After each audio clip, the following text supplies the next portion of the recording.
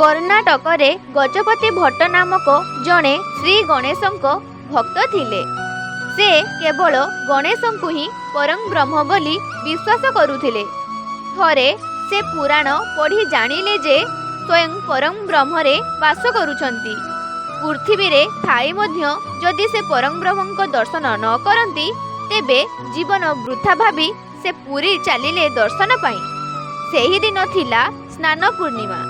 से परम ब्रह्मंकु देखिले सत, मात्र अत्यंत निराश हेले। कारण से भाबिथिले परम ब्रह्म हेउछंती श्री गणेश, मात्र एई ठाकुरंकर सुंढ नाही। एते दूरर यात्रा असफल भावी से निराश हेले एवं दुखित होई फेरी गले। पुरी आसी केही केबे निराश होई फेरी नाहांती।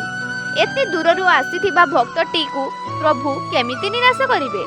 तेणु गणपति को फेराई आनी आउ थरे दर्शन करने प्रभु जणे पूजक कहिले। पूजक जनक पुण्य दर्शन करने गणपति को बहु कष्ट राजी कराइले। गणपति आउ थरे फेरी देखंती तो प्रभु गजानन बेशरे उपस्थित। से आश्चर्य हेले किछि समय पूर्वरु देखिथिबा दारू मूर्तिटी एबे एते बड़ सुंड सह जीवंत। से जानिले जगन्नाथ ही हेउचंती स्वयं परम ब्रह्म। तांको आँखिरु लतकर धार बही चलिला। से तले लटी गले एवं सबुदिन पाई मिसी गले परम ब्रह्मंगठारे। सेबेठारु प्रतिवर्ष स्नान पूर्णिमा दिन प्रभु गजानन बेशरे भक्तंकु दर्शन देइथांती।